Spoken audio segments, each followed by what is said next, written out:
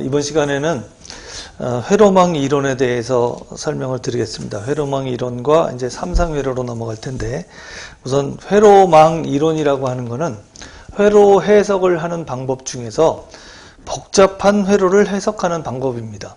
근데 이 회로망 이론은 사실 이제 그 전기를 전공하시는 분들이 한 학기 내지 1년을 공부를 하는 내용인데, 우리 소방에서 공부할 때는 중요한 내용 몇 가지만 언급을 하고 넘어갑니다.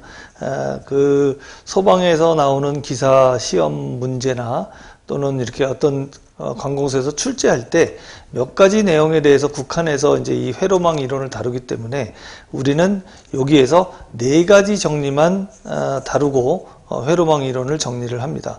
우선 첫 번째로 나오는 게 뭐냐면 중첩의 정리라는 것이 나옵니다. 중첩의 정리. 이 중첩의 정리는 뭐냐면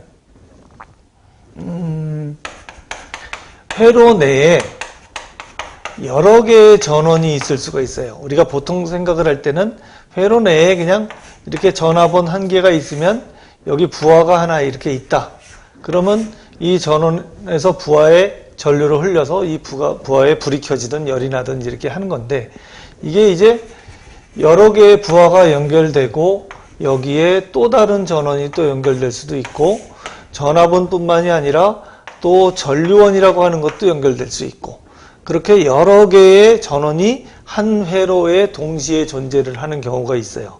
이런 경우가 대체적으로 전기에서 복잡한 회로라고 이제 얘기를 하게 되는데, 이 복잡한 회로를 어떻게 간결하게 바꿔서 해석을 할 수가 있겠느냐 하는 것이 이제 회로망에서 다루는 내용인데, 첫 번째로가 우선 중첩의 정리입니다. 여기에서는 우리가 알고 있는 전원이 전화번만 있는 게 아니라 전압원과 전류원 두 가지가 존재를 해요. 그래서 앞에서 언급을 한 것처럼 우리가 전기의 구성 요소 그러면 능동 요소와 수동 요소 이렇게 나누는데, 능동 요소에는 전압원, 전류원, 수동 요소에는 RLC 이렇게 3가지가 있는 거예요. 그래서 우선 전압원, 전류원이 능동 요소에 들어가서 능동 소자에 들어가는데, 요 두 전원이 각각 별도로 쓰이는 경우가 많지만 전자회로 부분이나 어떤 회로에서 이렇게 여러 개가 동시에 쓰이는 경우가 많다. 이럴 때는 어떻게 하냐면, 이 회로가 얘만 있을 때 1번, 얘만 있을 때 2번, 얘만 있을 때 3번, 이렇게 해서 각각 따로따로 존재할 때 1번만 존재할 때 플러스, 2번만 존재할 때 플러스, 3번만 존재할 때 플러스해서 전체가 토탈이 되는 거예요. 이렇게 회로를 해석하는 방법을 중첩의 정리다. 예를 들면 얘 같은 경우는 전압원이 V1, V2가 있고 여기에 I1이 있는 거거든요. 이런 경우를 어떻게 해석을 해야 되냐면, 따로따로 논다 그랬으니까 얘를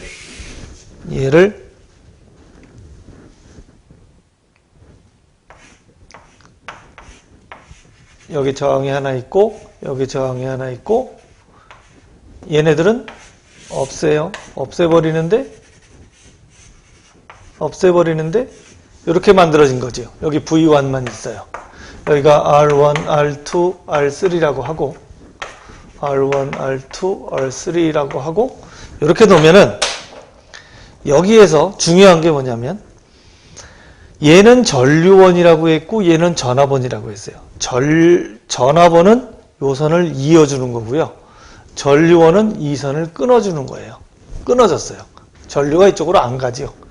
그럴 때 회로에서 여기 흐르는 전류를 구하시오, 여기 흐르는 전류를 구하시오 그러면 요 흐르는 전류를 구하기 위한 건데, 첫 번째 1번 회로에서는 여기 흐르는 전류가 있을까요, 없을까요? 없는 거죠. 없어요. 끊어졌기 때문에 이렇게 연결시켜 놓으면 전류가 다 이쪽으로만 가지 여기로는 안 가요. 두 번째로 요번에는 이 양쪽에 전압원을 남겨두고 얘만 살려두는 거예요. 그러면 회로가 요렇게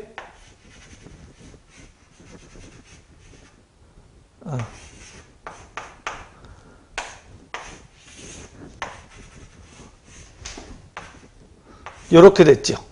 이럴 경우에 전화번호를 요렇게 이어준다 그랬어요. 이 전화번들은 이어준다 그랬거든요. 그러면 우리가 구하는 전류가 요렇게 구하는 거니까, 예를 들어서 이 값이 5A다. 그러면 5A가 지금 이렇게 가고 있잖아요. 그러면 얘는 이쪽으로 가는 전류를 구하는 거니까 마이너스 5A를 생각할 수가 있는 거죠. 자, 세 번째로는 요 회로가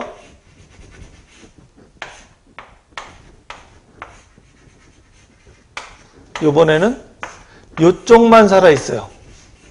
여기 세 번째 얘만 살아있는 거죠. V2만. 그러면 여기 가는 전류 I를 구하는 거니까, 이럴 경우에는 전류가 이렇게 가야 되는데 이 전류원은 끊어지고 여기는 이어지는 거잖아요. 그럼 여기 전류 안 가죠. 제로. 여기도 제로. 그러면 결국은 이 회로에서 세 개를 합쳐놓고 동시에 다 전원을 연결해도 이쪽으로 마이너스 5A의 전류가 이쪽으로 간다고 볼 수 있는 거죠. 실제로는 이쪽으로 전류가 흐르지만 우리가 이쪽으로 가는 전류를 구한다 그랬으니까 이렇게 구하는 거죠. 만약에 이렇게 가는 전류를 구하라 그랬으면 플러스 5A가 이쪽으로 지나간다, 이렇게 생각을 하시면 되는 거죠.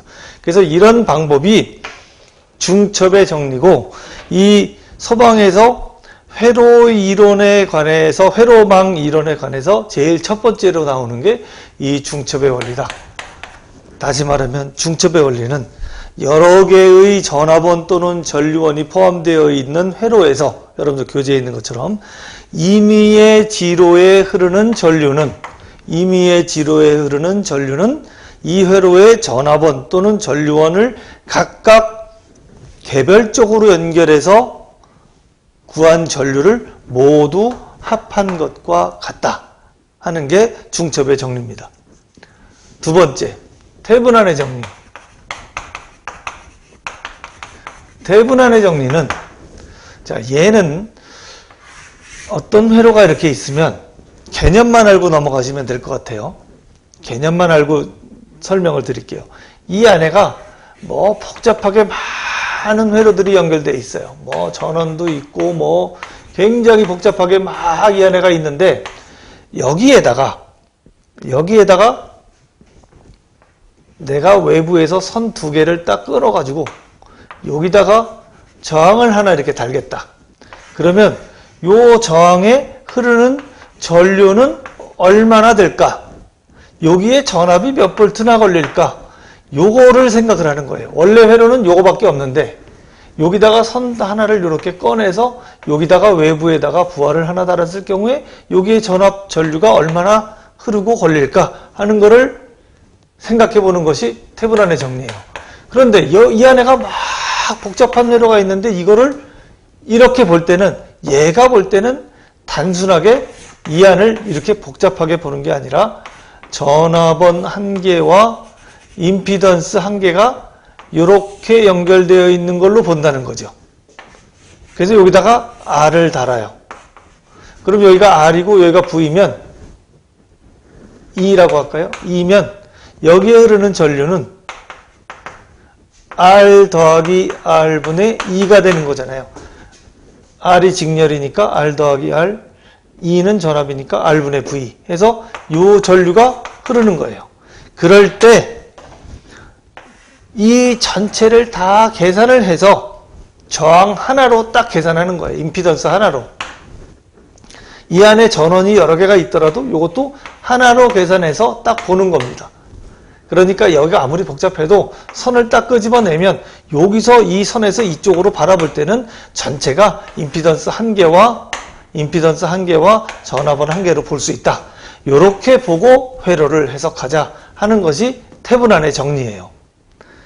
이거를 이렇게 안 하고 이 복잡한 회로를 전압원과 임피던스가 직렬로 연결되는 것처럼 계산을 해서 보는 방법이 하나 있고, 또 하나는 이 안의 회로를 전류원과 임피던스를 병렬로 놓고 여기다가 부하를 연결하는 방법도 있어요. 요렇게 놓고 계산해서 여기 흐르는 전류라든지 전압을 계산하는 방법을 하는 것이 얘는 노턴의 정리라는 거예요. 요거는 그 다음에 나오는 노턴의 정리다. 그래서 태분안의 정리냐 노턴의 정리냐, 요거는 태분안의 등가회로, 얘는 노턴의 등가회로, 이렇게 의미하는 거예요. 똑같은 회로를 요렇게 하면은 태분안의 등가회로가 되는 거고, 요 복잡한 회로를 요렇게 바꾸면 노턴의 등가회로가 된다, 이 소리예요. 여기 흐르는 전류를 구하는 값은 이렇게 하나 똑같은 값이 나오는 거죠. 똑같은 값이 나와요. 그래서 회로를 해석하는 방법 중에 나는 이게 편하다, 용도가 이게 맞다, 똑같은 회로를 이렇게도 하고 이렇게도 해석할 수 있다, 이렇게 보시면 될 것 같습니다. 그래서 여러분들 그 노턴의 정리에 관해서는 개념을 제가 여기다 설명을 드리고, 나중에 이제 문제풀이 과정에서 여러분들이 문제를 푸시면서 요건 요렇게 해서 요렇게 됐구나 라고 이해를 하시면 될 것 같아요. 그리고 이제 마지막으로 하나는 뭐냐면 밀만의 정리라는 게 있는데, 밀만의 정리는 내부 저항이 서로 다른 여러 개의 전원이 있어요. 예를 들면 이제 여기 배터리가 생각을 할까요? 이렇게 배터리라고 생각을 하는데, 이렇게 배터리가 있으면 이 배터리는, 전지는 안에 내부 저항이 있고 기전력이 있어요. 안에 내부 저항이 있고 기전력을 내는 부분, 내부 저항이 있고 기전력이 있는 부분, 이게 다 똑같으면 상관이 없어요. 여기서 이걸 다 합쳐가지고 여기서 전압 몇 볼트? 그러면 그냥 똑같은 전압이 여기 걸려요. 그런데 여기 내부 저항, 여기 내부 저항이 다 틀리고, 얘가 E1, E2, E3가 다 틀린 경우에 이거를 합쳐놓으면 여기 몇 볼트가 걸리는지 모르는 거죠. 그럴 때는 이 공식을 쓰는 거예요. 거기에 보면 여기가 AB, 요 사이에 VAB는 뭐라고 되어 있냐면 G분의 I 이랬어요. G는 R분의 1이죠. G는 R분의 1이고 얘는 R분의 V예요. 그러니까 여기에서 R분의 1이니까 얘가 R1분의 1 더하기 R2분의 1 더하기 R3분의 1, 이게 더 있으면 R의 X분의 1까지 가는 거예요. 분의 R분의 V, R1분의 2, 1, R2분의 2, R3분의 2, 플러스 쭉 해서 R의 X분의 2의 X까지 해서 이렇게 계산하면 이 끝에서의 전압이, 양당 간의 전압이 결정이 된다. 요거를 G분의 I, 요거를 알아두시면 이런 경우에 전압을 정확하게 구할 수 있다. 이렇게 이해를 하실 수 있겠습니다. 다음은 삼상회로에 대해서 설명을 드리겠습니다. 삼상회로는 우리가 교류 이론을 설명을 하면서 지금까지는 단상에 대한 거를 얘기를 한 거나 마찬가지인데, 삼상의 개념을 설명을 하면서 이 부분을 말씀을 드리겠습니다. 우선 삼상은 단상하고 틀리게 발전기 자체가 틀려요. 처음에 전기 이론을 말씀을 드릴 때 발전기에 예를 들면 간단하게 그리면 N극, S극 있으면 요 안에 축을 하나 두고 이 축에다가 코일을 막 감아요. 코일을 이렇게 막 감는 거예요. 그래서 이 코일이 회전을 하면 바깥에서 이 코일 얘가 막 돌아가면 여기서 전압이 막 이렇게 나오는 거거든요. 교류 전압이 나와요. 그런데 이 코일을 이렇게 한 쌍만 하는 게 아니라 여기서 얘가 가고 난 다음에 요거를 이제 세 개를 나눠 가지고 세 칸으로 나눠서 여기서 또 한 쌍의 코일을 감아가지고 여기로 빼냈어요. 그러면 얘를 돌리면 이 코일에서 전기가 막 나오고 이 코일에서도 전기가 막 나오죠. 또 하나, 여기다 또 하나. 여기가 이제 여기서부터 시작한다 그러면 여기가 이제 V1, 얘가 V2. 여기에 이제 또 V3가 따라 나오는 거예요. 이렇게 가고, 이렇게 가고. 지금 이렇게 돈다고 생각을 하면. 그러면 여기에서도 코일을 막 감아서 또 하나가 이렇게 나와요. 여기서도 또 막 나오겠죠. 그러니까 이 발전기는 코일이 하나, 둘, 세 쌍이 감겨 있는 거죠. 세 쌍이 감겨 있어서 이거를 막 돌리면 하나, 둘, 세 개가 V1, V2, V3 세 개가 동시에 나와요. 이렇게 세 쌍의 코일이 감겨 있는 거를 삼상이다 그렇게 얘기를 하는 거예요. 단상인 경우에는 요거 하나만 감겨 있죠. 근데 삼상인 경우에는 하나, 둘, 세 개가 코일이 감겨 있어서 세 쌍의 전원이 나오는데 어떻게 나오느냐면 V1이 여기서 시작을 했어요. 여기서 시작을 하면 V2는 아까 제가 여기를 3등분으로 나눴단 말이에요. 3등분을 이렇게 나누면 V2는 얘보다 하나, 두 개 늦게 이렇게 돌아가면 이 위치에서 딱 보면 얘가 먼저 출발하고 하나, 두 개 늦게 또 얘가 출발하고 또 하나, 두 개 늦게 V3가 와요. 얘가 여기서 시작이 됩니다. 이렇게. V1, V2. 또 얘보다 하나, 두 개 늦게 V3가 이렇게 나오죠. 그러니까 이런 그림이 결국은 1, 2, 3 코일에서 1, 2, 3 코일에서 만들어진 전압을 동시에 표시를 했는데 이 각도가 이렇게 된 것이 360도 한 바퀴 도는 거잖아요. 그럼 여기는 180도, 여기가 60도씩 두 개, 여기가 마이너스 120도, 여기가 마이너스 240도 이렇게 되는 거예요. 이거를 이제 180도를 파이라고 하고 360도를 2파이라고 하면 라디안 각으로 그러면은 180도가 파이니까 얘는 3분의 2파이, 얘는 3분의 4파이로 표시할 수도 있는 거죠. 이렇게. 그래서 위상을 표시할 때, 전압을 표시할 때 V1은 최대값 Vm 사인 오메가 t 마이너스 0도 0에서 시작했거든요. V1은. V2는 Vm 사인 오메가 t 마이너스 3분의 2파이 또는 마이너스 120도 이렇게 쓰는 거죠. V3는 Vm 사인 오메가 t 마이너스 3분의 4파이 또는 마이너스 240도 이렇게 되는 거예요. 이렇게 쓰나 이렇게 쓰나. 자, 얘를 말이에요. 얘가 V3를 보면 이렇게 돌아와서 다시 이렇게 가면 요 앞에서 또 이렇게 나타나요. 여기가 V3죠. 1, 2, 3 또 1, 2, 3 이렇게 가는 거잖아요. 1, 2, 3, 1, 2, 3 여기 가면 1, 2, 3, 1, 2, 3 이렇게 계속 가는 거잖아요. 그러니까 얘가 보면 얘보다 3분의 2파이가 앞에서 나올 수도 있어요. 그러니까 3분의 4파이가 아니라 플러스 3분의 2파이가 될 수도 있다. 얘는 마이너스 3분의 4파이 또는 3분의 2파이 플러스 120도도 될 수가 있다. 그래서 요거를 가지고 시험 문제를 내는 경우가 많이 있어요.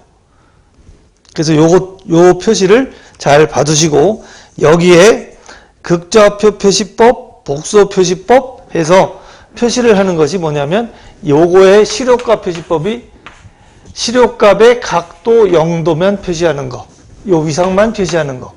얘 같은 경우는 이렇게 표시하면 시료값 표시의 각도 마이너스 120도 또는 3분의 2파이 마이너스. 얘 같은 경우는 V의 각도 마이너스 240도 또는 플러스 120도 또는 3분의 2파이 마이너스 3분의 2, 플러스 3분의 2파이 마이너스 3분의 4파이 뭐 이렇게 표시할 수 있다는 거죠. 그렇게 해서 표기하는 방법이 극좌표 표시법, 뭐 순식값 표시법 뭐 이렇게 설명을 하는 겁니다. 자, 그래서 삼상이 만들어지는데 이 삼상이 만들어지면 삼상이 만들어지면 이제 문제가 있어요. 발전기에서 나오는데, 저기 이제 발전기를 보시면 발전기에서 나오는 선이 총 몇 개냐 그거를 보세요. 발전기에서 나오는 선이 이렇게 보면 하나, 둘, 셋, 넷, 다섯, 여섯 선이에요. 이거를 다시 그림을 그리면 한 쌍, 두 쌍, 세 쌍이 이 발전기에서 돌아가는 거잖아요. 그러면 이 발전기에서 나오는 전압을 이쪽에서 부하 측에서 써야 되는데 부하 측에 선이 3개가 나와 있어요. 이거를 어떻게 할 거냐? 연결을 해야 되는데 요렇게 연결해서 하나, 둘, 세 선 쓰는 방법이 있어요. 요거는 델타 결선이에요. 델타 결선. 요거를 이렇게 연결해서 뭐 접지시키고 하나, 둘, 셋 하면 Y결선이에요. 이 델타 결선, Y결선이 제일 기본적으로 많이 쓰이는 결선법입니다. 델타 결선, Y결선. 델타 결선, Y결선이 기본법 제일 많이 쓰이는 건데 델타 Y결선을 했을 경우에는 전압이 루트 3배 높아진다. 델타 결선으로 했을 경우에는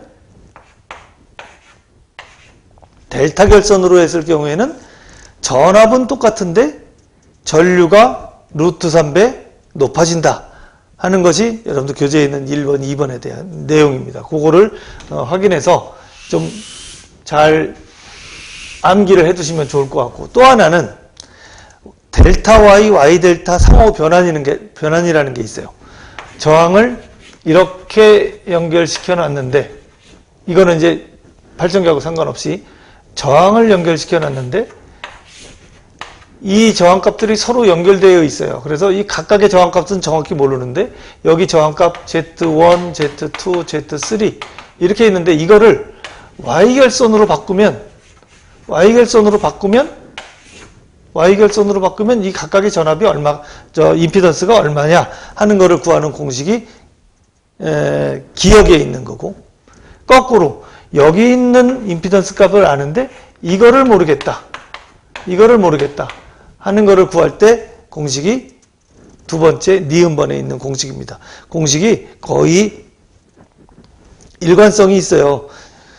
델타에서 Y로 변할 때는 분모가 다 똑같고 Y에서 델타로 변할 때는 분자가 다 똑같습니다. 그래서 그것만 보시고 밑에 것만 변환하면 되고 하나는 위에 것만 변환하면 됩니다. 그래서 공식이 어려운 공식이 아니니까 한번 좀 봐두시면 좋을 것 같고요. 마지막으로 삼상회로의 전력 부분이 나오는데, 전력도 우리 단상에서 전력 구할 때 유효전력, 무효전력, 피상전력 얘기한 것처럼 똑같이 삼상에서도 피상전력, 유효전력, 무효전력입니다. 그런데 여기에서는 뭐가 있냐면 상전력이 있고 선간전압에 의한 전력이 있어요. 상전력은 요 코일 하나하나에서 소비되는 생산해내는 전력을 의미하는데, 여기서는 코일이 한 개에서 만들어내는 전력보다 하나, 둘, 세 개에서 만들어내는 전력이니까 곱하기 3이겠죠. 곱하기 3이에요.